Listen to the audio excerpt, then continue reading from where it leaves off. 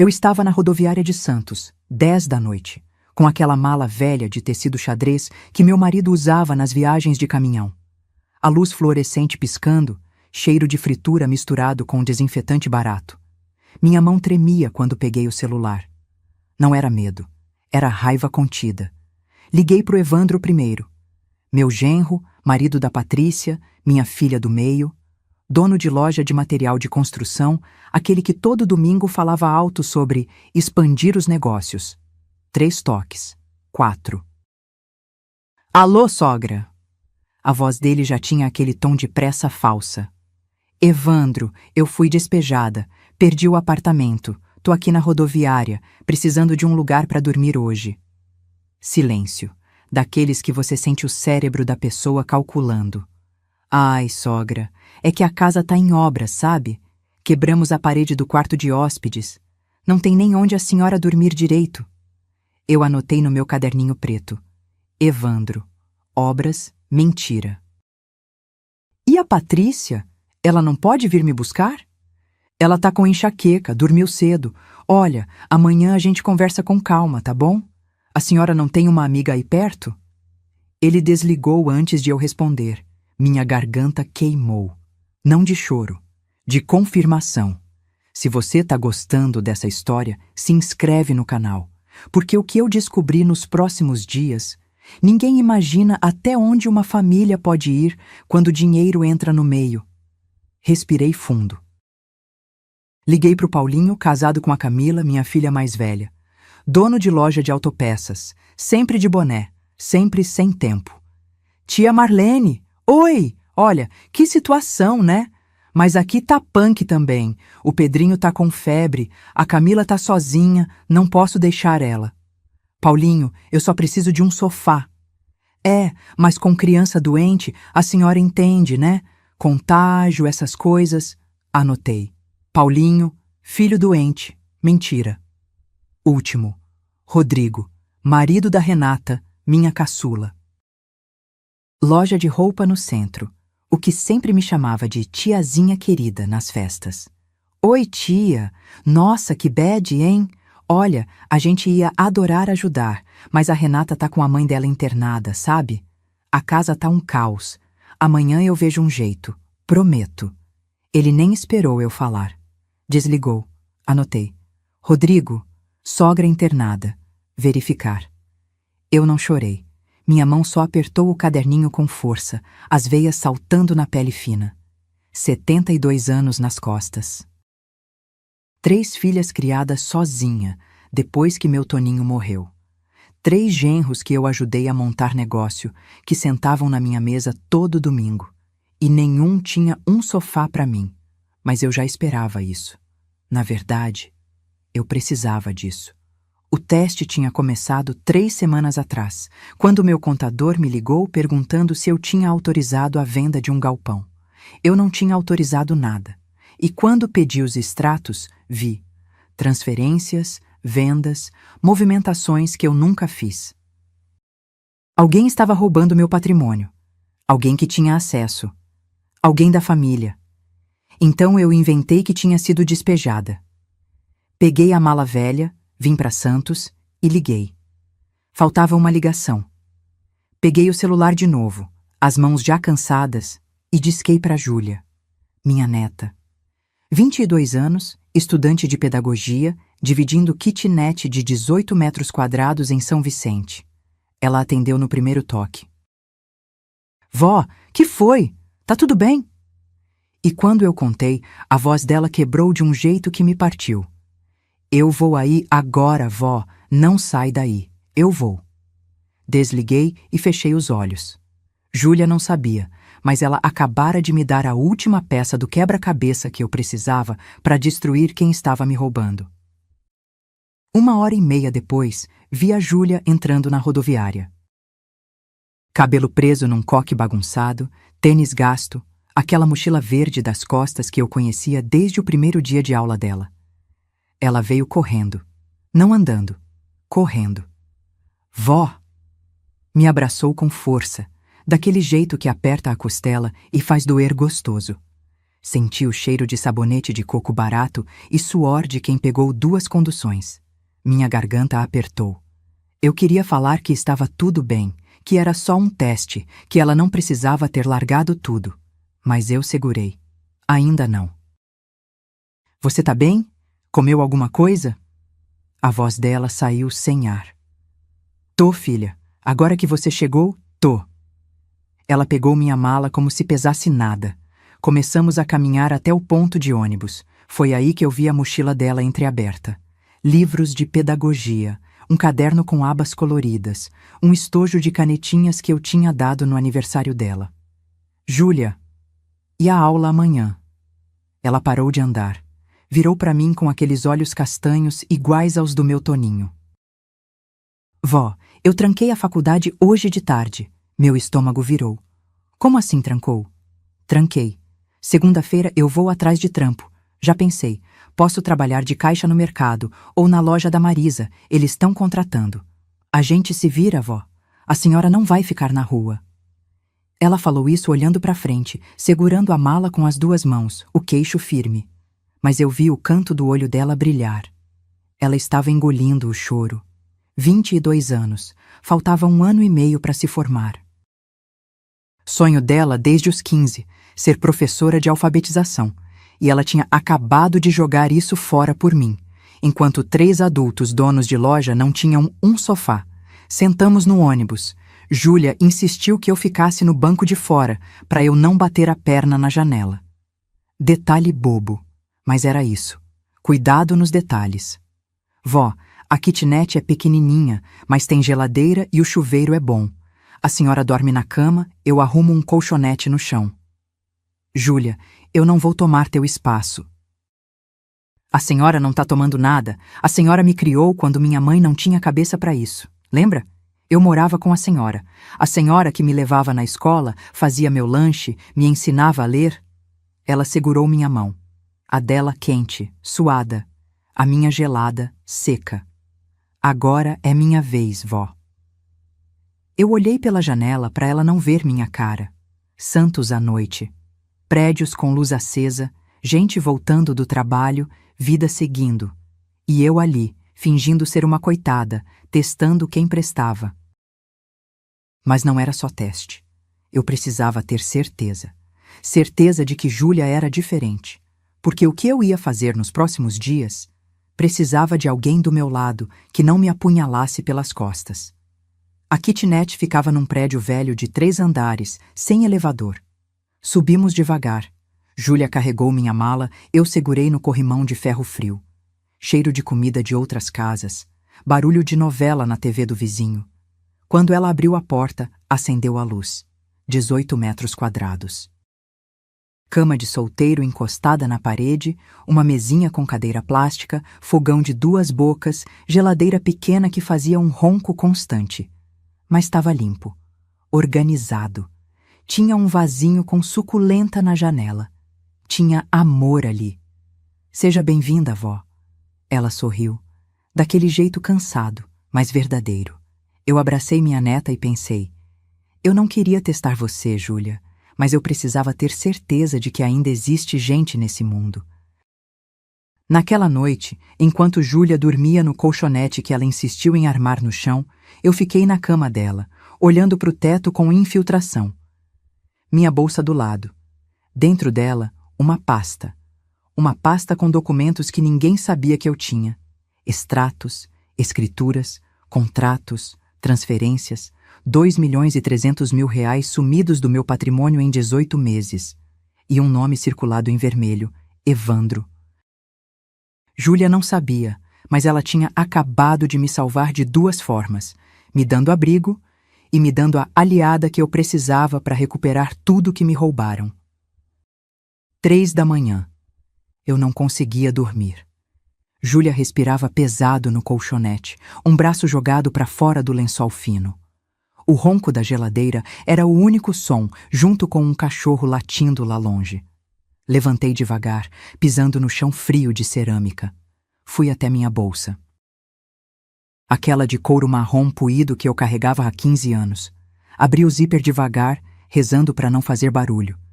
A pasta estava ali, papel pardo, elástico vermelho.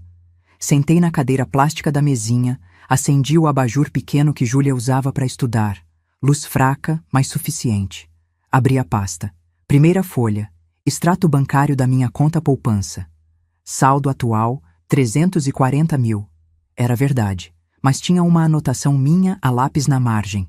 Antes, 1.100 mil. Cadê 760? 000? Segunda folha. Escritura do Galpão da Pinheiros. Aquele que meu Toninho comprou em 2003, quando o bairro ainda era mato. Hoje valia 1,2 milhão fácil.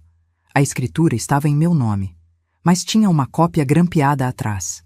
Uma escritura nova, mesma propriedade. Transferida para Evandro Campos Souza. Data, 3 semanas atrás. Assinatura, Marlene Ferreira dos Santos. Eu passei o dedo na assinatura. Perfeita, igualzinha à minha letra. Mas eu nunca assinei aquilo. Minha mão começou a tremer. Não de medo, de uma raiva tão funda que dava vontade de gritar. Mas eu mordi o lábio e continuei. Terceira folha. Comprovante de venda de um apartamento no Gonzaga que eu alugava. Vendido por 580 mil reais. Comprador, empresa fantasma. Dinheiro. Sumiu. Quarta folha. Transferência de 200 mil reais da minha conta para a conta da loja de autopeças do Paulinho. Autorização com minha assinatura, que eu também nunca dei. Peguei a caneta vermelha que estava na pasta. Comecei a circular. Nomes, datas, valores. Evandro. 3 movimentações, 1.520 mil reais no total. Paulinho. 2 movimentações, 480 mil reais. Rodrigo. 1 movimentação, 300 mil reais. Total desviado, 2.300 mil reais. Eu tinha juntado aquilo a vida inteira, trabalhando de costureira quando o Toninho estava na estrada. Economizando cada centavo depois que ele morreu. Investindo em imóveis pequenos, alugando, reinvestindo. E meus genros, os maridos das minhas filhas, estavam me roubando como se eu já tivesse morrido. Pior, estavam falsificando minha assinatura. Isso não era ganância. Era crime. Encostei as costas na cadeira. O corpo doía. Aquela dor surda nas juntas, de ficar tensa demais. Passei a mão no rosto. Pele fina, seca. Reparei que minhas mãos estavam cheias de manchas de velhice. Quando foi que eu fiquei tão velha a ponto de virarem invisível para a própria família? Olhei para Júlia dormindo. Ela tinha virado pro lado, a mão debaixo do rosto. Tão nova. Tão limpa. Senti vontade de acordar ela e contar tudo. Mas não. Ainda não. Porque se eu contasse agora, Júlia ia querer ir na polícia, fazer escândalo, boletim de ocorrência. E eu não queria isso. Eu queria que eles se expusessem completamente. Peguei o caderninho preto que eu tinha trazido. Abri numa página em branco. Escrevi. Plano 7 dias. Dia 1, já fiz. Testei quem viria me buscar. Dia 2 a 6, ficar quieta. Deixar Evandro achar que tá seguro. Dia 7. Confronto. Fechei o caderninho. Guardei a pasta de volta na bolsa, voltei para a cama. Deitei de lado, olhando para a parede com infiltração. Uma mancha de umidade tinha formato de nuvem. Júlia mexeu no sono, murmurou alguma coisa. Puxei o lençol dela que tinha escorregado, cobri o ombro dela direito. E foi aí que eu entendi uma coisa. Eu não estava fazendo isso só por dinheiro. Eu estava fazendo porque precisava saber se ainda existia gente decente nessa família. E Júlia era a prova de que sim. Fechei os olhos. Amanhã de manhã, eu ia fazer café para minha neta, ia fingir ser uma velhinha confusa e perdida. Mas por dentro, eu já era uma caçadora. E meus genros não faziam ideia do que estava vindo. No dia seguinte, Júlia acordou cedo. 6:30 da manhã ainda estava escuro lá fora. Vó, vou no mercado comprar pão e umas coisas. A senhora quer alguma coisa? Ela estava com o cabelo molhado do banho, cheiro de sabonete barato enchendo a kitnet. Vestiu uma calça jeans velha e uma blusa de manga comprida. Pegou a bolsa de pano. Não precisa, filha. Não gasta dinheiro comigo. Vó, para. Eu compro e pronto. Ela me deu um beijo na testa. Saiu. A porta fechou com um clique. Fiquei sozinha. Sentei na beirada da cama, olhando para o celular dela em cima da mesinha. Um Samsung velho, tela rachada no canto, carregando no fio. Eu não sou de mexer em coisa dos outros. Minha mãe sempre dizia: quem procura, acha. E às vezes é melhor não achar. Ah, mas alguma coisa no meu peito, uma intuição, me empurrou. Levantei. Fui até a mesa, peguei o celular, desbloqueado. Júlia nunca botava senha, dizia que não tinha nada para esconder. Abri o WhatsApp dela, meu coração batendo mais rápido. Aquela sensação de estar fazendo algo errado, mas necessário. Desci a lista de conversas, grupos de faculdade, grupo da República Antiga, e lá embaixo, netos e tios, cliquei. A última mensagem era de ontem, 10 da noite, enquanto eu estava na rodoviária. Evandro. Gente, a Marlene ligou aqui pedindo abrigo. Falei que estava em obras. Paulinho. Aqui também. Inventei que o Pedrinho estava doente, cac. Rodrigo. Eu disse que a sogra estava internada. Ela acreditou. Minha boca secou. Continuei lendo. As mensagens eram de 2 dias antes. Evandro. Temos que internar a véia antes que ela doe tudo para a igreja ou assine besteira. Ela tá ficando gagá. Semana passada perguntou 2 vezes a mesma coisa. Paulinho. Já falei com um médico amigo meu. Laudo de demência sai em 1 semana. É só levar ela em 2 consultas e pronto. Rodrigo. Evandro. Aí a gente pede interdição. Fica tudo mais fácil para administrar o patrimônio dela. Camila, minha filha mais velha, mulher do Paulinho. Mas ela tá bem, Paulinho. Não é exagero? Paulinho. Amor é para proteger ela. E para proteger a gente também. Herança antecipada, entende? Patrícia, minha filha do meio, mulher do Evandro. Eu acho certo. Minha mãe sempre foi cabeça dura, nunca ouviu ninguém. Melhor a gente cuidar do dinheiro dela antes que ela faça besteira. Minha visão embaçou. Não de lágrima, de pressão na cabeça. Sentei na cadeira plástica antes de cair. Minhas pernas estavam bambas, aquela fraqueza que sobe das panturrilhas e toma conta. Coloquei a mão no peito. Respiração curta.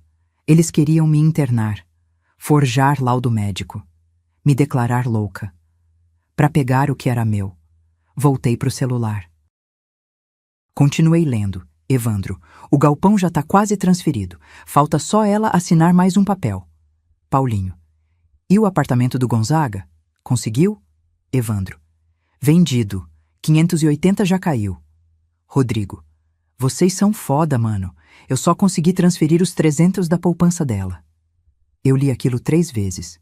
Eles estavam rindo, planejando, juntos. Não era só Evandro, eram os 3. E minhas filhas, pelo menos 2, sabiam. Senti um gosto amargo na boca. Bile subindo. Levantei rápido, fui até a pia minúscula, abri a torneira, bebi água direto da mão. Gelada. Respira, Marlene. Respira. Peguei meu celular velho, aquele tijolão que mal tirava foto. Mas tirava. Voltei pro celular da Júlia. Fotografei. Todas as mensagens, uma por uma. A mão tremendo, mas firme o suficiente para ficarem legíveis. Guardei meu celular de volta na bolsa. Apaguei meu rastro no WhatsApp da Júlia. Coloquei o celular dela de volta na tomada, exatamente como estava. Sentei na cama. Fiquei olhando para as minhas mãos. Velhas, cheias de veias saltadas, unhas curtas, sem esmalte, mãos que trabalharam a vida toda, e pensei, eu não queria acreditar que meus genros eram ladrões, mas o pior é saber que minhas filhas deixaram. Patrícia tinha chamado eu de cabeça dura. Camila tinha duvidado, mas aceitado. Só a Renata, a caçula, não tinha falado nada no grupo. Ouvi a chave na porta. Júlia voltando. Limpei o rosto rápido, forcei um sorriso. Vó, olha, comprei pão francês quentinho e Toddy. A senhora gosta, né? Ela entrou com a sacolinha sorrindo. Tão inocente. tão longe de imaginar o que a família dela estava fazendo. Gosto sim, filha. Obrigada. Tomamos café juntas. Júlia passou manteiga no meu pão. Eu fingi normalidade. Mas por dentro eu já não era mais a velha confusa que eles achavam. Eu era uma bomba prestes a explodir. E agora eu tinha prova. Quarto dia na kitnet. Quinta-feira de tarde. Júlia tinha ido para a biblioteca da prefeitura buscar uns livros. Disse que ia aproveitar enquanto ainda tinha a carteirinha de estudante válida. Eu estava sozinha, esquentando sopa de pacotinho no fogão, quando a campainha tocou. 2 toques curtos. Estranhei. Ninguém sabia que eu estava ali. Desci as escadas devagar, segurando no corrimão. Joelho esquerdo reclamando a cada degrau. Abri a porta do prédio. Era o Murilo, meu contador. 55 anos, cabelo grisalho penteado para o lado, camisa social azul clara suada embaixo do braço. Ele segurava uma pasta de couro marrom, daquelas grandes que pareciam pesar. Seu Murilo? Dona Marlene, graças a Deus achei a senhora. Ele estava ofegante, como se tivesse subido correndo. Como o senhor soube que eu estava aqui? A Júlia postou um stories ontem. Localizou São Vicente. Eu liguei para ela, ela me passou o endereço. Ele limpou a testa com um lenço de pano. Mania antiga dele. Sempre carregava um lenço no bolso, desde os tempos que atendia meu Toninho. Senti um aperto no estômago.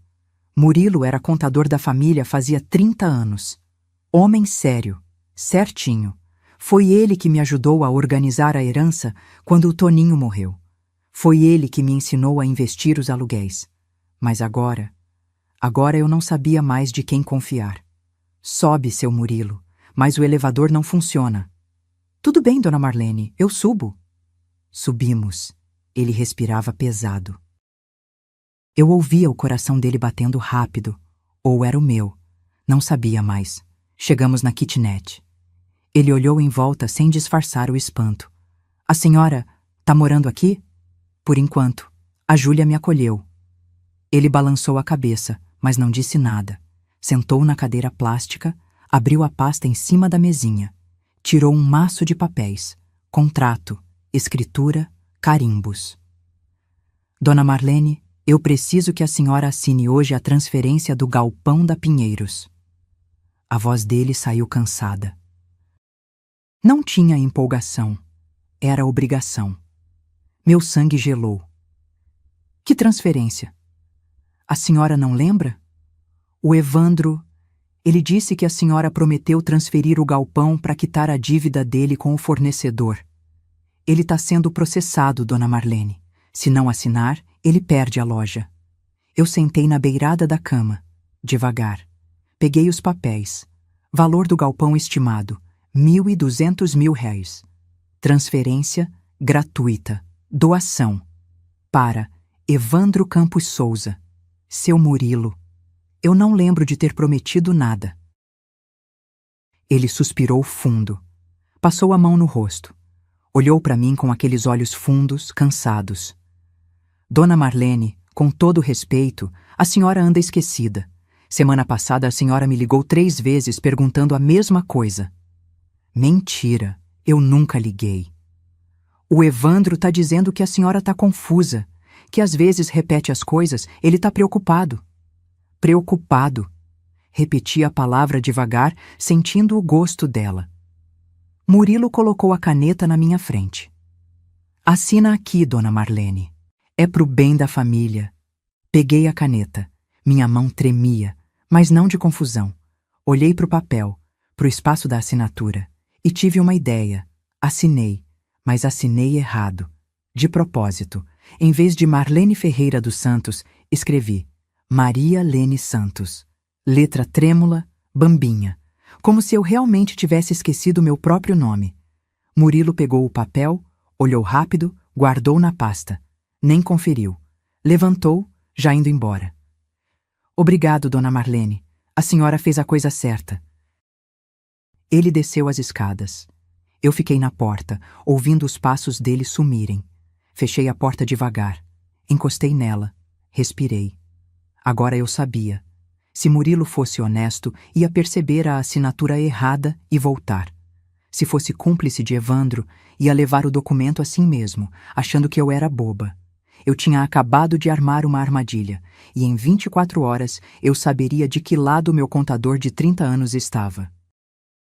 Ai, Camá! Júlia voltou da biblioteca 2 horas depois. Jogou a mochila no chão e ficou parada na porta, me olhando. Vó. A voz dela saiu diferente, grave, controlada. Que história é essa de galpão? Meu estômago apertou. Ela tinha encontrado o Murilo na rua? Ele tinha contado? Que galpão, filha? Para, vó, para de fingir. Ela cruzou os braços, os olhos vermelhos. O porteiro me parou embaixo, disse que subiu um senhor com pasta. Eu liguei para o Murilo. Ele me contou. Transferência de um galpão de 1.200.000 reais. Voz, a senhora tem dinheiro? Silêncio. O ronco da geladeira encheu o espaço entre a gente. Sentei na beirada da cama. Júlia ficou de pé, esperando. As mãos dela tremiam. De raiva ou de medo, não sei. Respirei fundo. Tenho. A palavra saiu pequena, mas pesada. Júlia passou a mão no rosto. Soltou uma risada curta, sem alegria. Quanto? Júlia. Quanto, vó? Levantei, peguei minha bolsa, tirei um extrato bancário. Não o da pasta secreta, um que eu tinha imprimido semana passada, no caixa eletrônico. Entreguei para ela. Júlia leu, os olhos correndo as linhas, boca entreaberta. 340.000 reais. Ela leu em voz alta. Olhou para mim. A senhora tem 340.000 reais na poupança? Tenho. E mais 3 imóveis alugados, rendendo 8.700 por mês. Júlia sentou na cadeira plástica. As pernas dela pareciam ter amolecido. Ela segurou a cabeça com as 2 mãos. Eu tranquei a faculdade por nada. A voz dela quebrou. Não foi por nada, Júlia. Foi! Ela gritou, e foi a primeira vez que eu vi minha neta gritar comigo. Eu achei que a senhora estava na rua, achei que tinha perdido tudo. Eu ia trabalhar de caixa de mercado, vó. Eu estava disposta a largar meu sonho. Ela chorou, daquele jeito feio, soluçando, limpando o rosto com as costas da mão. Eu me ajoelhei na frente dela. O joelho doeu, aquela fisgada aguda, mas ignorei. Segurei as mãos dela. Júlia, olha para mim. Ela olhou, olhos inchados, rosto molhado. Eu precisava saber quem ainda me ama de verdade, não o dinheiro que eu tenho. Eu. A senhora mentiu para mim, vó. Menti, e eu vou te explicar o porquê, mas antes, me responde uma coisa. Apertei as mãos dela. Se eu tivesse falado que eu tinha dinheiro, você teria vindo me buscar? Claro que sim. E teria trancado a faculdade? Ela ficou quieta, pensando. Não. Pois é, você veio porque me ama. Não porque eu tenho conta no banco. E isso vale mais que qualquer escritura. Júlia limpou o rosto com a manga da blusa. Respirou fundo, daquele jeito entrecortado de quem chorou muito. Mas por que a senhora disse que foi despejada? Isso é loucura, vó. Levantei devagar, o joelho reclamando. Sentei na cama. Porque alguém tá roubando de mim, Júlia. O silêncio voltou. Mas era diferente agora. Era a tensão. Tá sumindo dinheiro, movimentações que eu não fiz. Imóveis vendidos sem autorização. E tem gente da família envolvida. Quem? Olhei para ela. Ainda não tenho certeza de todos, mas eu vou descobrir. Júlia se levantou. Pegou um copo na pia, encheu de água, me trouxe. Bebe, vó. Bebi. Água gelada, descendo e acalmando aquele nó na garganta. Ela sentou do meu lado na cama. A senhora não tá sozinha, tá bom? Eu vou te ajudar. Encostei a cabeça no ombro dela. Senti o cheiro de biblioteca, papel velho e poeira boa. Eu sei, filha, eu sei. O que eu não disse a ela, o que eu ainda guardava, era que o patrimônio total não era 300 mil, era 4.600.000 reais. e metade já tinha sumido. Sábado, 7º dia. O celular tocou de manhã. Número do Evandro. Atendi no viva voz, com Júlia do lado. Alô, sogra? Tudo bem? Olha, a gente estava aqui conversando e... Que tal um churrasquinho hoje? Lá em casa. Família toda reunida. Sentimos saudade. Júlia me olhou com aquela cara de: você vai? Fiz sinal para ela ficar quieta. Ah, Evandro, eu não sei, tô meio cansada. Nada disso, sogra. Vem sim. A Patrícia tá morrendo de saudades. E a gente precisa conversar umas coisas, né? Sobre a senhora, sobre o futuro. Sobre o futuro, como se eu fosse um problema a ser resolvido. Tá bom, que horas? 12:00. Mando buscar a senhora? Não precisa, a Júlia me leva. Desliguei. Júlia cruzou os braços. Vó, isso é armação. Eu sei. Por isso eu vou. Chegamos 12:15. Casa do Evandro em Praia Grande. Sobrado de 3 quartos, churrasqueira na área externa, portão automático. Tudo construído com meu dinheiro. Ele tinha pedido emprestado 200 mil para investir na loja 5 anos atrás. Eu dei sem cobrar juros. Ele disse que ia devolver. Nunca devolveu. Agora eu sabia por quê. Para que devolver se dá para roubar o resto? Tocamos a campainha. Evandro abriu. Sorriso largo demais. Sogra, Júlia, entra, entra. Cheiro de carne na churrasqueira. Som de pagode baixinho. Vozes na área. Entramos. Tava todo mundo lá. Paulinho e Camila, minha filha mais velha. Rodrigo e Renata, a caçula. Patrícia, a do meio, esposa do Evandro. E mais. Os netos pequenos correndo, barulho de criança, bexiga estourando, clima de festa, muito sorriso, muita risada forçada. Patrícia veio me abraçar. Mãe, como a senhora tá? Senti o corpo dela rígido. Abraço de protocolo, sem calor. Tô bem, filha. Que bom. A gente tava preocupado. Preocupado. Todo mundo preocupado. Sentei numa cadeira de plástico. Júlia ficou do meu lado, tensa como uma corda de violão. Evandro trouxe cerveja para ela, guaraná para mim. Pra senhora, sogra, geladinho. Aceitei, fingi um gole. Paulinho tava na churrasqueira, virando a carne. Boné do Corinthians, chinelo, bermuda, gesticulando largo, falando alto com Rodrigo sobre futebol. Normalidade ensaiada. Comemos. Farofa, vinagrete, pão de alho. A carne estava boa, mas descia mal. Meu estômago embrulhado, aquela sensação de quando você sabe que tem cobra na grama. No meio do almoço, Evandro bateu o copo na mesa. Levantou. Gente, só um minutinho. Eu queria falar uma coisa importante. O pagode baixou de volume. Todo mundo olhou. A gente estava conversando aqui, né? Sobre a sogra. Meu coração acelerou. E a gente vê que a senhora tá meio cansada. É natural, né? A idade chega para todo mundo.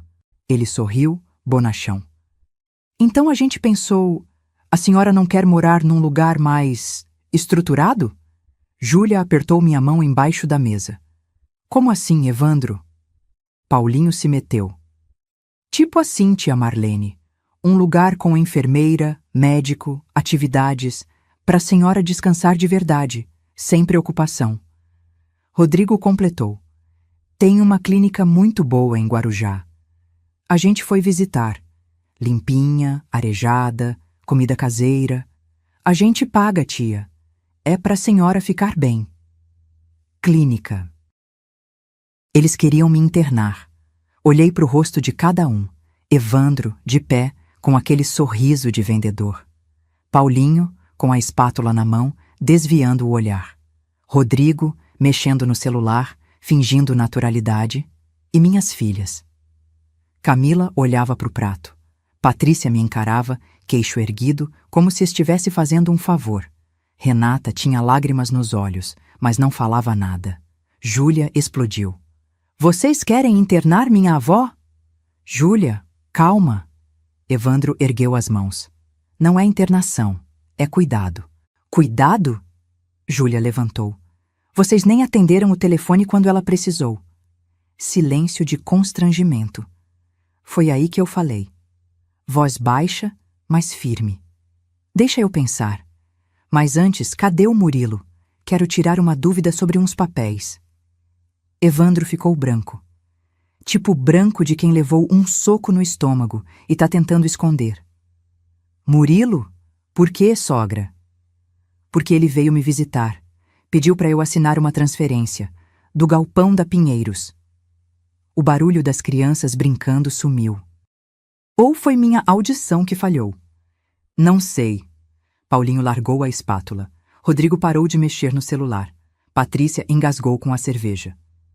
A senhora assinou? A voz de Evandro saiu rouca. Sorri. Aquele sorriso pequeno de avó que sabe das coisas.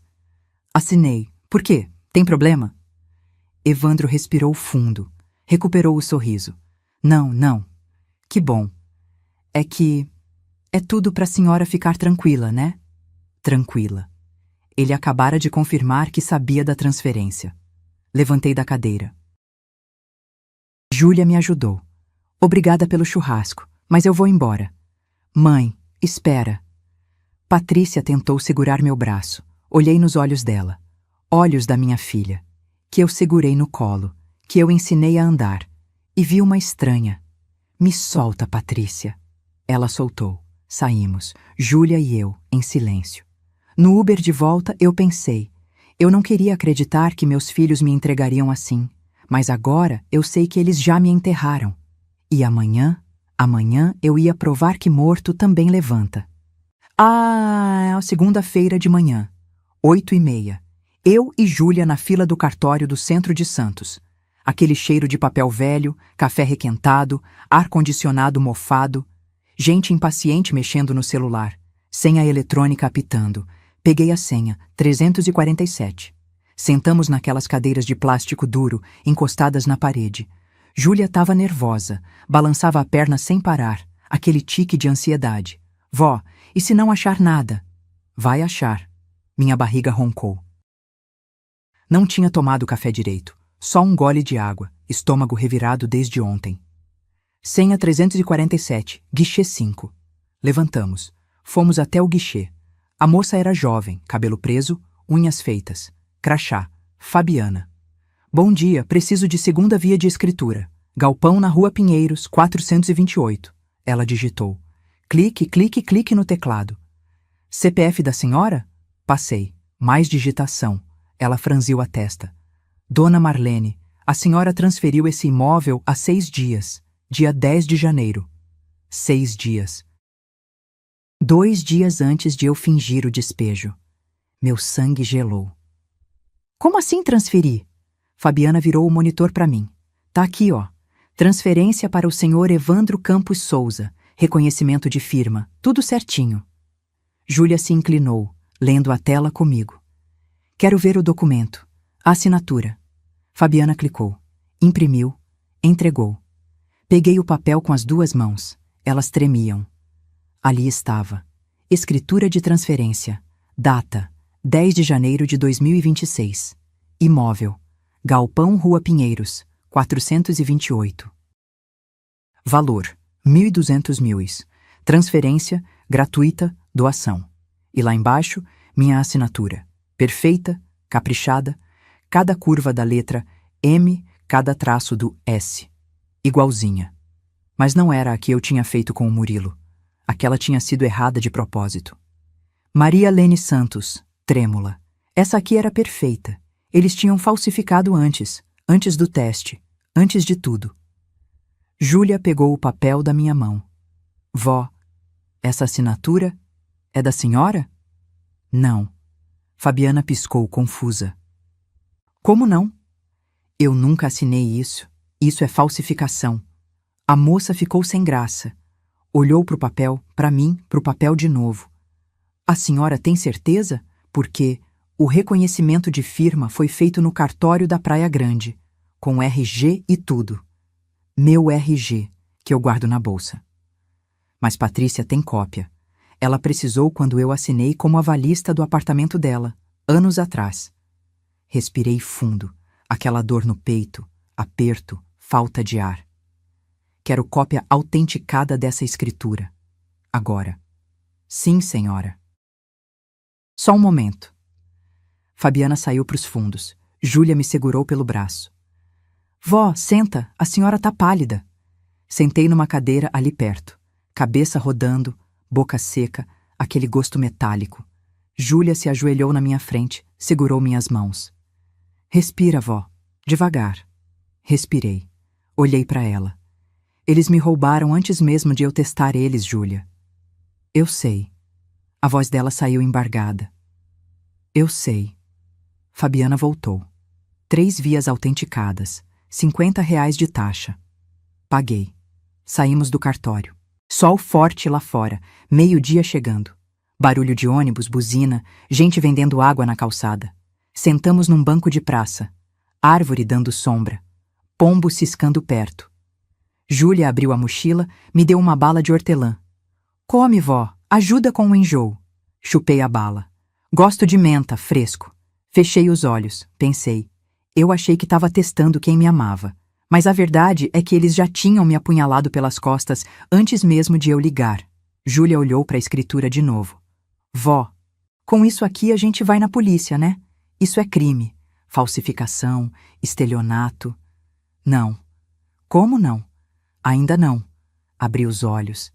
Ainda falta saber quem mais está envolvido. Quem mais? O Evandro já tá. E o Murilo? E minhas filhas? E os outros 2? Júlia ficou quieta. Levantei. Guardei as escrituras na bolsa. Comecei a andar.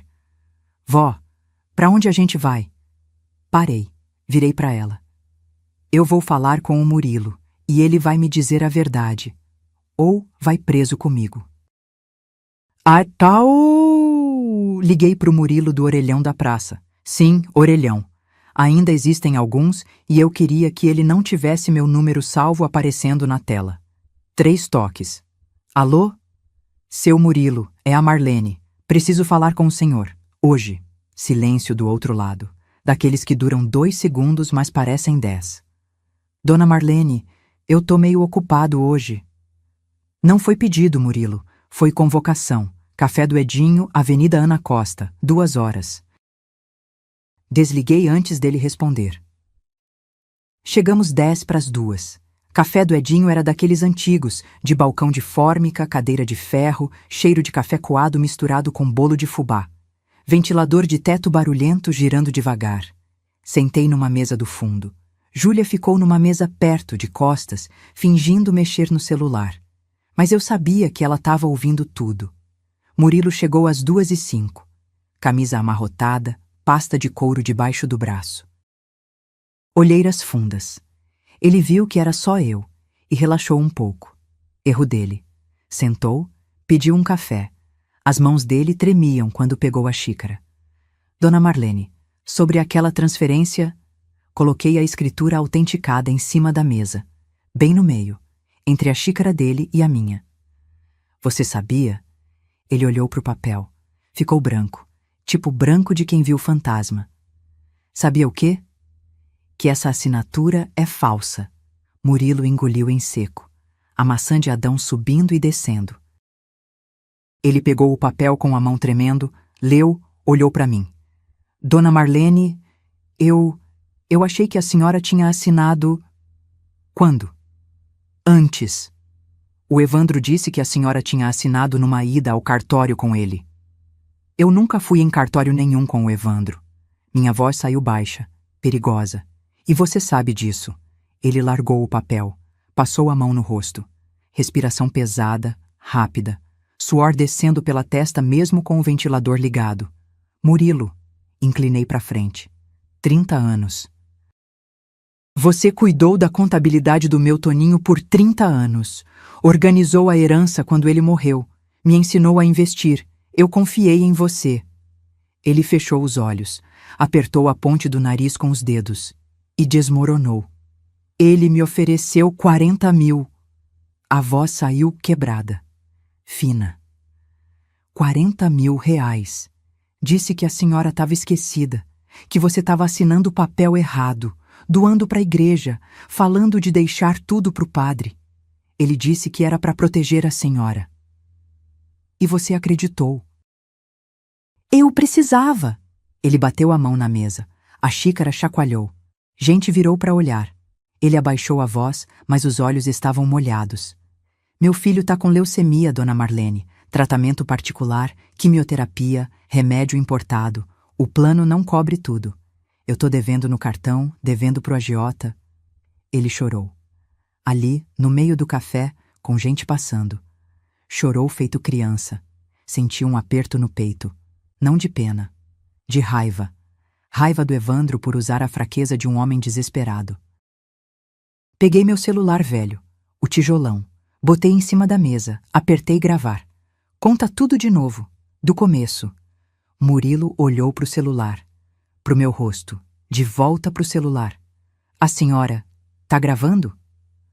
Ou você conta, ou eu te denuncio junto com o Evandro.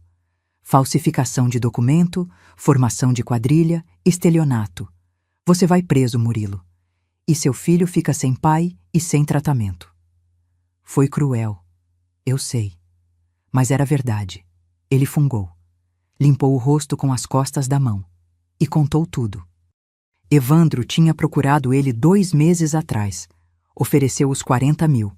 Pediu para Murilo agilizar papelada, fazer transferências, assinar como testemunha. Disse que Marlene já tinha concordado com tudo, mas esquecia. Murilo aceitou o dinheiro. Usou no tratamento do filho, mas jurou, olhando nos meus olhos, a mão no peito, que não sabia da falsificação de assinatura. Achou que eu tinha realmente assinado em outro lugar. Desliguei a gravação, guardei o celular, olhei para ele.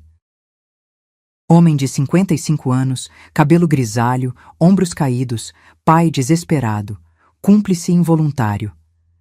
Você vai me ajudar a consertar isso. Ele piscou. Como?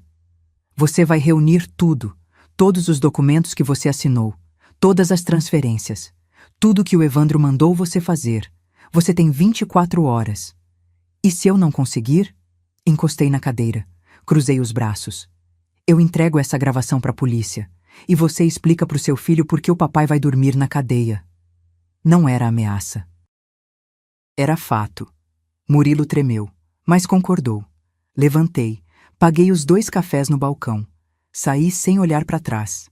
Lá fora, Júlia me esperava na calçada. E aí? Agora eu tenho um trunfo. Um contador arrependido vale mais que 10 advogados caros. Terça-feira, 10 da manhã. Liguei do celular da Júlia para cada um dos genros. Mesma mensagem.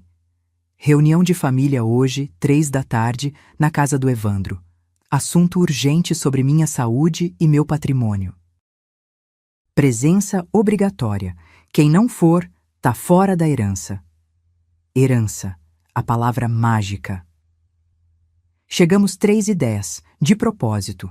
Quem chega atrasado controla a sala. Murilo já estava lá. Tinha entregado uma pasta grossa de manhã com tudo. Extratos, comprovantes, e-mails, contratos. Tudo o que Evandro tinha mandado ele fazer. Eu trouxe outra pasta. A minha. Com as escrituras falsas, os prints do WhatsApp, a gravação. Evandro abriu a porta.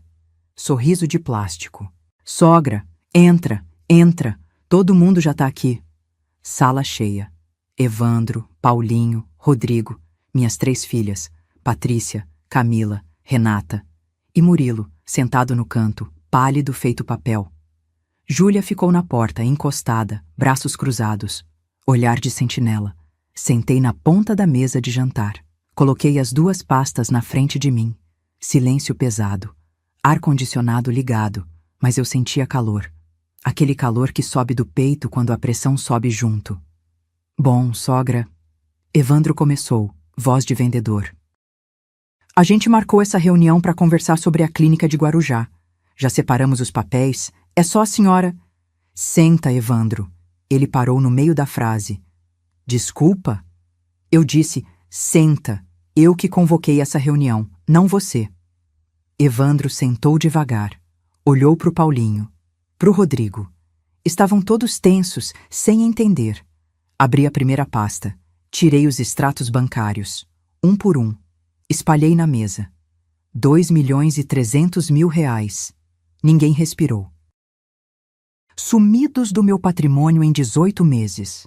Patrícia engoliu em seco.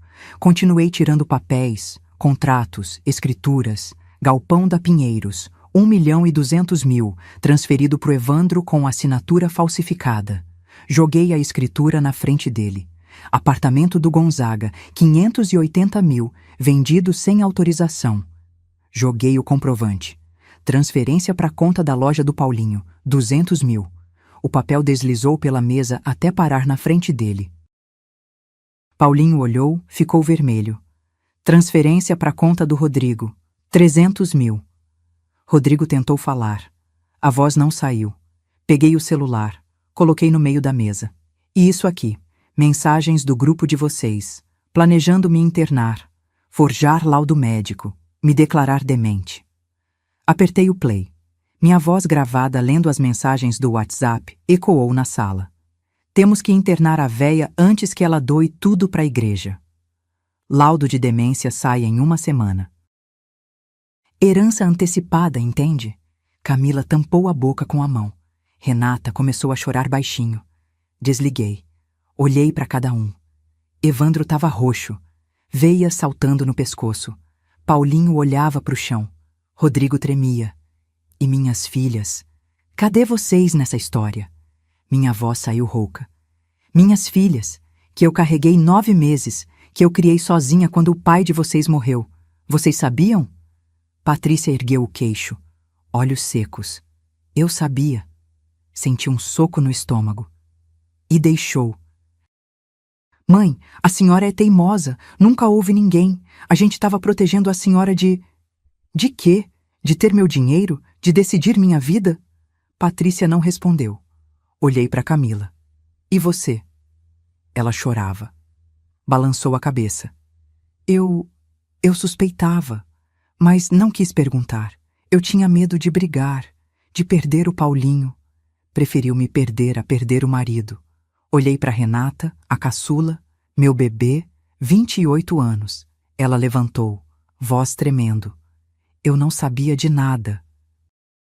Eu não sabia, apontou para o Rodrigo. Você fez isso? Você roubou minha mãe? Rodrigo tentou segurar a mão dela. Renata empurrou. Não encosta em mim. Ela pegou a bolsa. Saiu batendo a porta. A sala ficou em silêncio de novo. Respirei fundo. Dor no peito. Pressão alta. Mãos geladas. Mas eu não podia parar agora. Vocês têm 48 horas para devolver cada centavo. Ou eu registro o boletim de ocorrência. Evandro levantou. Bateu a mão na mesa. A senhora não tem prova de nada. Essas mensagens, esses papéis, não provam. Sorri, tipo sorriso pequeno, de quem guardou o melhor pro final. Tenho, e não estou sozinha. Olhei pro Murilo. Ele levantou, voz baixa. Delação premiada, já está registrada. Evandro ficou branco, e foi aí que a porta da frente se abriu. Entrou um homem de terno cinza, pasta preta debaixo do braço, uns 45 anos, óculos de grau, barba aparada. Boa tarde. Sou o Dr. Henrique Tavares, advogado criminalista da doutora Marlene. Júlia tinha contratado ele 2 dias atrás, com o dinheiro que eu dei para ela. Evandro recuou. Que isso? A senhora contratou advogado? Dr. Henrique sentou na outra ponta da mesa. Abriu a pasta com calma irritante. Tirou documentos. Falsificação de documento público, estelionato qualificado, apropriação indébita, formação de quadrilha. Ele leu sem pressa. Penas somadas, de 6 a 12 anos de reclusão. Paulinho ficou de pé. Espera aí. A gente pode conversar, resolver isso em família? Família? A palavra saiu da minha boca dura feito pedra. Família não rouba. Família não falsifica. Família não trama para internar mãe sã em clínica. Patrícia levantou também, voz alta, irritada. A senhora tá fazendo tempestade em copo d'água. A gente só queria ajudar, cuidar do patrimônio. Cuidar! Eu gritei. Primeira vez em anos. Minha voz ecoou na sala. Vocês venderam meu apartamento, forjaram minha assinatura, roubaram 2 milhões. Patrícia ficou muda. Olhei para ela.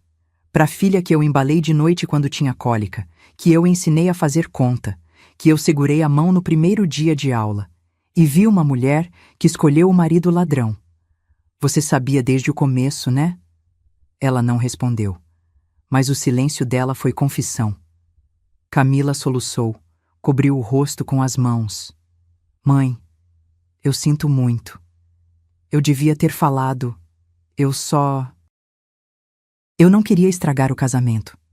Preferiu me estragar a estragar o casamento. Levantei, as pernas tremendo, mas firmes. Aquela dor no joelho ignorada. Tudo ignorado. Olhei para os 3 genros. 48 horas, 2 dias. Devolvem até o último centavo, ou o Dr. Henrique protocola a denúncia. Evandro tentou uma última cartada. A senhora tá blefando. Não vai meter os próprios genros na cadeia. Dr. Henrique sorriu. Tipo o sorriso de quem já ouviu isso 1000 vezes. A senhora... Marlene não está blefando, Sr. Evandro. Inclusive... Ele tirou outro papel. Já temos bloqueio judicial preventivo de suas contas. As 3, desde ontem. Rodrigo ficou branco. Bloqueio? Como? A gente não foi notificado. Segredo de justiça. Crimes patrimoniais contra idoso têm tratamento prioritário. Aquilo foi a gota. Paulinho partiu para cima de Murilo. Foi você, seu traíra. Você entregou a gente. Murilo recuou, encostando na parede. Voz fina. Eu não tinha escolha. Tinha sim. Você escolheu ela ao invés da gente. Eu escolhi não ir preso. Murilo gritou de volta. Meu filho tá doente, Paulinho. Eu preciso cuidar dele. Vocês me usaram, me ofereceram dinheiro sujo e agora querem que eu afunde junto? Evandro partiu para cima dele também. Dr. Henrique se levantou. Senhores, qualquer agressão será testemunhada e adicionada ao processo. Júlia entrou no meio, braços abertos. Chega! Todo mundo parou. Ela olhou para mim. Olhos vermelhos, mas voz firme. Vó, vamos embora. Eles não merecem mais 1 minuto do seu tempo. Peguei minhas pastas. Dr. Henrique guardou os documentos dele. Caminhei até a porta. Parei. Virei. Olhei para as minhas 3 filhas. Patrícia, de pé, queixo erguido, orgulhosa até no crime. Camila, sentada, chorando, mãos tremendo. Renata não estava mais lá. Tinha ido embora. Vocês tinham uma escolha. Minha voz saiu cansada. Entre ser minha filha ou ser esposa de ladrão. Patrícia escolheu. Camila. Você escolheu o silêncio. E silêncio também é escolha. Patrícia me encarou. E agora? A senhora vai me deserdar? Tirar tudo de mim? Sorri, triste. Você já se deserdou sozinha, filha. Saí, Dr. Henrique atrás. Júlia do meu lado, segurando meu braço. Lá fora, sentei no banco do Uber que Júlia tinha chamado. Fechei os olhos. Senti a mão quente da minha neta segurando a minha, gelada, tremendo. Vó, a senhora tá bem? Não tava. Meu peito doía, não de pressão, de tristeza. Mas respondi. Vou ficar. Porque eu ia. Eventualmente. Mas naquele momento eu só queria sumir. Desaparecer num lugar onde família não existisse. No dia seguinte, quarta-feira, 10 da manhã, meu celular tocou. Doutor Henrique. Dona Marlene, pode vir até meu escritório? Preciso que a senhora assine uns documentos. Fui com Júlia. Escritório na Conselheiro Nébias, 2º andar, sem elevador. Subimos devagar.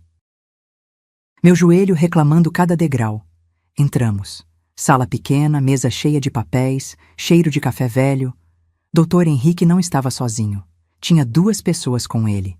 Um homem de uniforme, oficial de justiça pela identificação no peito, e uma mulher de tailleur preto, pasta debaixo do braço. Dona Marlene, essa é a doutora Cláudia do Ministério Público. Meu coração acelerou. Ministério Público? Dr. Henrique indicou uma cadeira. Senta, Dona Marlene.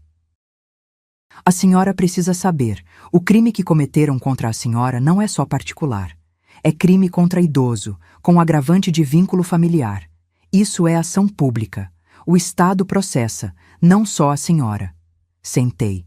Júlia ficou de pé atrás de mim, mão no meu ombro. Doutora Cláudia abriu a pasta. Com base na delação do Sr. Murilo Campos e nas provas documentais, conseguimos mandado de prisão preventiva para os três: Evandro Campos Souza, Paulo Henrique Lima e Rodrigo Tavares. Prisão. A palavra ecoou na minha cabeça. Eles vão ser presos? Hoje? Agora. Dr. Henrique olhou para o relógio. Polícia já deve estar nas residências. Minha boca secou. Aquela sensação de quando você ganha algo que queria, mas não sabe se devia ter querido. Júlia apertou meu ombro. Vó, a senhora tem certeza? Ainda dá pra... Dá pra o quê, Júlia? Virei para ela. Para deixar eles me roubarem de novo? Para fingir que não aconteceu? Ela ficou quieta. Peguei a caneta que Dr. Henrique ofereceu. Assinei os papéis. Autorização de representação. Confirmação de depoimento. Tudo. Minha mão tremia. Não de medo. De algo que eu não sabia nomear. Culpa. Alívio. Raiva. Tudo junto? 3 horas da tarde. Meu celular tocou. Número desconhecido. Atendi. Era Patrícia. Voz histérica. Mãe, a polícia levou o Evandro. Ele tá algemado. Os vizinhos todos viram. Isso é culpa da senhora. Desliguei. Tocou de novo. Camila. Mãe, pelo amor de Deus. O Paulinho foi preso no trabalho. Na frente dos funcionários. A loja vai fechar. A gente tem 2 filhos, mãe. Desliguei. Mensagem de Renata. Mãe, o Rodrigo foi preso. Eu pedi divórcio. Obrigada por abrir meus olhos. Te amo. Essa eu respondi. Eu também te amo, filha. Naquela noite, não consegui dormir. Fiquei na cama da kitnet, olhando para o teto. Júlia dormia no colchonete, respiração pesada. Peguei meu celular. Entrei nas notícias locais de Santos. Lá estava. 3 empresários presos por estelionato contra a idosa. Vítima é a própria sogra. Tinha foto. Evandro sendo colocado na viatura. Cara no chão, cabelo bagunçado. Fechei o celular. Encostei a cabeça no travesseiro. Cheiro de amaciante barato da Júlia. Pensei nas minhas filhas. Patrícia me culpando. Camila, desesperada. Renata, livre. Pensei nos netos pequenos, que iam crescer sabendo que o pai foi preso por roubar a avó. Pensei no Toninho. Meu marido, se ele estivesse vivo, o que ele diria? Você fez o certo, Marlene. Ou, você destruiu a família. Não sei. Nunca vou saber. Uma lágrima escorreu. Única. Quente. Limpei rápido. Não era hora de chorar. Era hora de terminar o que comecei. Porque amanhã ia ter audiência de custódia. E eu ia estar lá, olhando nos olhos de cada um deles. 3 meses depois. Fórum de Santos. Sala de audiência. Ar-condicionado barulhento, cheiro de limpeza química, banco de madeira duro. Eu sentada na primeira fila. Júlia do meu lado. Dr. Henrique à frente. Do outro lado, Evandro, Paulinho, Rodrigo, de terno emprestado, cabelo cortado, barba feita, tentando parecer respeitáveis. Tarde demais. A juíza leu a sentença. Voz firme, sem emoção. Evandro Campos Souza, 4 anos de regime semiaberto. Paulo Henrique Lima, 4 anos de regime semiaberto. Rodrigo Tavares, 3 anos e 6 meses de regime semiaberto. Pausa. Devolução integral dos valores desviados, R$ 2.300.000, com correção monetária. Total, R$ 2.420.000. Camila soluçou na fila de trás. Patrícia estava de pedra, olhando para frente. A juíza continuou. Os réus têm 90 dias para efetuar a devolução. Caso contrário, bens serão arrestados e leiloados.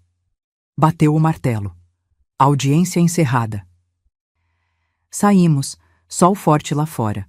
Calçada lotada, gente vendendo água, picolé, ambulante gritando. Evandro passou por mim na porta. Me olhou. Aquele olhar de raiva contida, mandíbula travada. Não abaixei o olhar. Ele passou. Paulinho veio atrás. Parou. Tia Marlene, a loja vai quebrar. A gente não tem como pagar isso tudo. Devia ter pensado nisso antes. Ele baixou a cabeça. Foi embora. Rodrigo nem olhou. Passou reto. 45 dias depois. Loja de materiais de construção do Evandro. Placa de vende-se. Loja de autopeças do Paulinho. Fechado por ordem judicial. Loja de roupas do Rodrigo. Leiloada. O dinheiro veio. 2.420.000. Depositado numa conta bloqueada. Dr. Henrique me ligou. Dona Marlene, o valor está disponível. A senhora quer transferir para sua conta? Respirei fundo. Não. Como não? Quero que seja depositado num fundo educacional, em nome da Júlia e dos netos que realmente precisam. Silêncio do outro lado. A senhora tem certeza? Absoluta. Porque eu não queria aquele dinheiro de volta. Não assim, sujo de traição. Eu queria que virasse futuro, bolsa de estudo, faculdade, livros, sonhos. 2 semanas depois. Patrícia apareceu na kitnet, sem avisar. Júlia abriu a porta. Ficou parada, sem saber o que fazer. Deixa ela entrar. Patrícia entrou. Cabelo preso, sem maquiagem, roupa simples, nada da mulher cheia de pose que eu conhecia. Ficou de pé. Eu sentada. Mãe, eu vim pedir perdão. Não respondi. Eu errei. Eu escolhi ele. E agora eu tô pagando. Ele vai ficar preso, a casa vai ser tomada, eu vou ter que trabalhar de novo. A voz dela quebrou. Eu perdi tudo. Olhei para ela. Minha filha. 42 anos. Rugas nos olhos. Cansaço. Você não perdeu tudo, Patrícia. Você escolheu. Eu sei. Ela chorou. Finalmente. Eu sei. E eu não espero que a senhora me perdoe, mas eu precisava falar. Levantei. Cheguei perto dela. Eu perdoo. Ela me olhou surpresa. Mas herança? Continuei.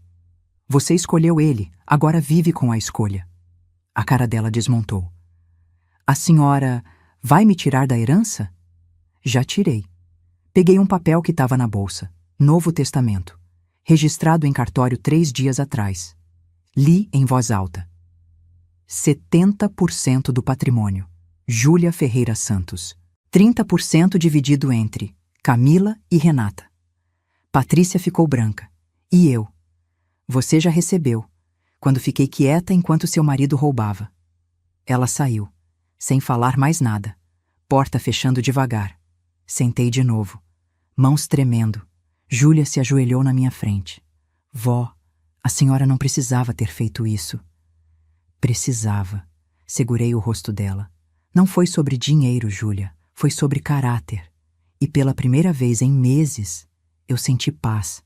Justiça tinha sido feita. Mas a verdadeira reviravolta, a que ninguém esperava, ainda estava guardada.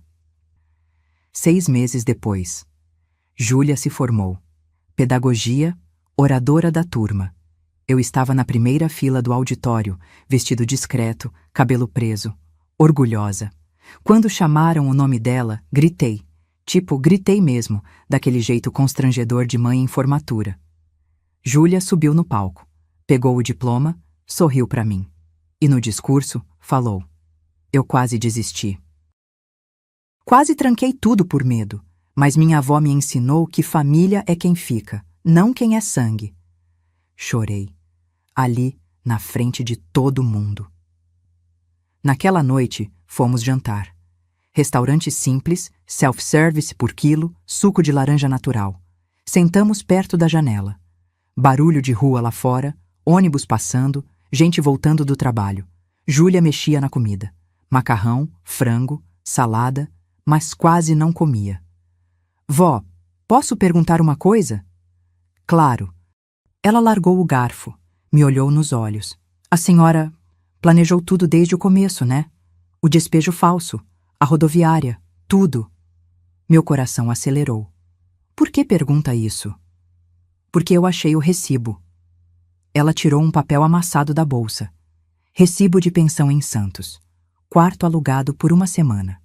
Data: 2 dias antes do despejo. Tinha meu nome, minha assinatura. Suspirei. Peguei o recibo. Olhei para ele. Voltei no tempo. 3 meses antes. Flashback. Eu estava no escritório do Murilo. Reunião de rotina. Ele me mostrava os extratos. Foi quando eu vi. Transferência de R$80 mil, que eu não autorizei. Murilo, o que é isso? Ele gaguejou. Disse que eu tinha autorizado. Eu sabia que não. Pedi cópia de tudo. Levei para casa, passei 3 noites acordada, investigando, cruzando datas, valores, e descobri. Não era só uma transferência, eram várias, durante meses. Alguém estava me roubando. Pensei em ir na polícia, mas não tinha certeza de quem era. Não tinha prova sólida. Então, bolei um plano, um teste. Inventei que tinha sido despejada. Aluguei quarto em pensão. Peguei mala velha do sótão. Fui para a rodoviária e liguei, para ver quem viria, quem se importava, quem era aliado. E voltando ao restaurante, olhei para Júlia. Foi tudo teatro. Ela balançou a cabeça. Risada curta, sem alegria. Você me enganou. Te testei. É a mesma coisa, vó. Não é. Segurei a mão dela em cima da mesa. Eu precisava saber se ainda existia gente decente nessa família. E você provou. Júlia tirou a mão. E se eu não tivesse ido te buscar? E se eu tivesse desligado igual aos outros? Fiquei quieta. Porque essa pergunta me assombrava toda a noite. Eu teria ido sozinha na polícia. Minha voz saiu baixa, mas teria doído muito mais. Júlia olhou pela janela. Luzes da rua acendendo. Noite chegando. Às vezes eu fico pensando, se eu fiz a coisa certa, se denunciar meus tios valeu a pena, se destruir a família já estava destruída, Júlia. Eu só acendi a luz para todo mundo ver. Ela virou para mim, olhos molhados. Mas não dói? Saber que suas filhas, que a tia Patrícia... Dói. Admiti. Primeira vez em voz alta. Dói todo dia. Acordo e esqueço. Por um segundo, esqueço. Aí lembro. E dói de novo. Silêncio. Barulho de pratos, gente conversando, vida acontecendo ao redor. Respirei fundo. Mas eu não me arrependo. E era verdade. Voltamos para casa. Júlia tinha alugado um apartamento pequeno com o dinheiro do fundo. Kitnet melhor, com quarto separado. Fiquei uns dias com ela, ajudando a arrumar. Uma noite, depois que ela dormiu, peguei o caderninho preto. Aquele que eu anotava tudo. Fui até a pia da cozinha. Acendi o fogo. Botei o caderninho em cima da chama. Vi ele queimar. Páginas enrolando, virando cinza. Nomes sumindo. Evandro, Paulinho, Rodrigo. Tudo virando nada. Joguei as cinzas no ralo. Abri a torneira. Foi embora. Encostei na pia. Olhei para o reflexo no azulejo. Mulher de 72 anos. Cabelo branco. Rugas fundas. Cansada. Mas de pé. Sempre de pé. Só uma pergunta ficou. Eu fiz o teste ou o teste me fez? 1 ano depois. Quinta-feira de manhã. Sol entrando pela janela da sala de aula. Eu estava sentada no fundo, quietinha, observando. Júlia na frente. 23 alunos de 6 anos. Primeira série. Alfabetização. Ela escrevia na lousa com giz colorido. Mãe. Quem aqui ama a mamãe? Perguntou. Todas as mãozinhas levantaram. E quem aqui ama a vovó? Mais mãozinhas. Risadas. Um menino gritou. Eu amo minha avó, ela faz bolo. Júlia sorriu. Aquele sorriso verdadeiro que ilumina a sala inteira. A minha avó também faz bolo. E me ensinou que família é quem cuida da gente de verdade. Ela olhou para mim. Piscou. Meu peito apertou. De orgulho, daqueles que machucam de tão bons. Depois da aula, fomos tomar café num boteco perto da escola. Pão na chapa, café preto, manteiga derretendo. Vó, a diretora me chamou hoje. Vão me efetivar. Concursada. Júlia! Levantei, abracei ela ali mesmo, no meio do boteco. Gente olhando, mas eu não ligava. Ela riu, daquele jeito solto, feliz. Sentamos de novo. Ela mordeu o pão. Eu só bebi o café, olhando para ela. Você realizou teu sonho, menina. Por sua causa, vó. Não, foi você que não desistiu. Ela ficou séria. Vó, a tia Camila me ligou ontem. Meu estômago apertou. Camila, minha filha mais velha, aqui ficou calada. O que ela queria? Pediu para falar com a senhora. Disse que está trabalhando agora, que o Paulinho cumpriu a pena, saiu, que eles se separaram. Fiquei quieta. Ela quer te ver, vó. Respirei fundo. Aquela dor antiga voltando, tipo dor de cicatriz que coça quando vai chover. E você acha que eu devo? Júlia segurou minha mão. Eu acho que perdão não é sobre eles, vó. É sobre a senhora. Para a senhora dormir em paz. Sábado de tarde. Praça do Gonzaga. Banco embaixo da árvore. Pombos ciscando. Camila chegou 10 minutos atrasada. Cabelo preso, sem maquiagem, roupa simples. Bolsa velha de supermercado. Nada da mulher que usava roupa de marca. Sentou do meu lado. Sem abraço. Distância segura. Mãe. Camila. Silêncio. Barulho de criança brincando. Vendedor de picolé gritando. Vida seguindo. Eu arrumei emprego. Ela falou baixinho. Caixa de farmácia. 6 da manhã às 2 da tarde. 600 por semana. 600. Ela que tinha loja, carro, casa. E os meninos? Pedrinho e Vitória também. Morando comigo num apartamento alugado. Pequeno, mas é nosso. Ela limpou o nariz com as costas da mão. Gesto de cansaço. Eu pedi divórcio do Paulinho. Não, não dá mais. Olhei para ela. Minha filha. Rugas nos olhos, mãos ásperas de quem voltou a trabalhar. Eu errei, mãe. A voz dela quebrou. Eu fiquei quieta, eu deixei. Eu tinha medo de ficar sozinha, de perder ele. E no fim, perdi tudo mesmo. Ela chorou. Daquele jeito feio, soluçando. Eu não abracei. Ainda não. Mas falei. Você perdeu o que não prestava. E achou o que importa. O quê? Dignidade. Ela me olhou. Olhos vermelhos, rosto inchado.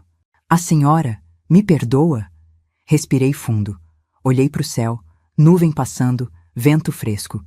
Eu perdoo, Camila. Mas confiança demora para voltar. Eu sei. Ela limpou o rosto. Eu sei, e eu vou trabalhar para isso. Todo dia, se a senhora deixar. Segurei a mão dela. Pela primeira vez em 1 ano. Mão áspera, calejada, de quem trabalha de verdade. Vamos devagar. Ela apertou minha mão, forte. Obrigada, mãe. Ah, que nítido. À noite em casa, sentei na varanda do meu apartamento. Pequeno, 2 quartos, que eu comprei com parte do dinheiro recuperado. Olhei para a rua, carros passando, gente voltando do trabalho. Peguei o celular, abri as fotos. Tinha uma da formatura da Júlia. Sorriso enorme, diploma na mão. Tinha uma dos netos pequenos da Renata. Ela tinha me mandado semana passada. Não tinha nenhuma da Patrícia. Ela nunca mais apareceu. E tudo bem. Porque família, eu aprendi, não é sobre sangue. É sobre quem escolhe ficar. Quem escolhe perdoar. Quem escolhe reconstruir. Pensei naquele dia, na rodoviária. Mala velha. Caderninho preto. Ligações.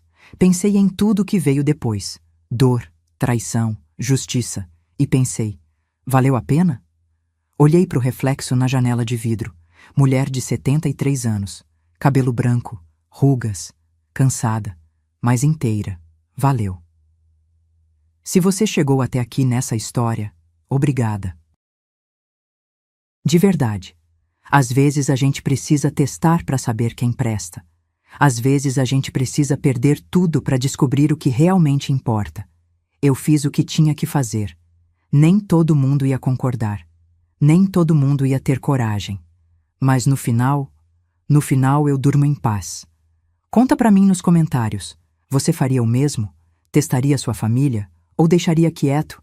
E se você tem alguém que te apoiou quando ninguém mais apoiou, marca essa pessoa aqui. Porque gente assim vale ouro. Dá um like se a história te tocou. Se inscreve no canal para mais histórias reais. E me conta, de onde você está assistindo isso? Ah, e uma última coisa. Semana passada recebi uma notificação no celular. Transferência suspeita de 15 mil reais detectada. Sorri. De canto. Peguei o telefone. Liguei para o banco. Porque se tem uma coisa que eu aprendi, é que eu nunca mais vou ser roubada em silêncio.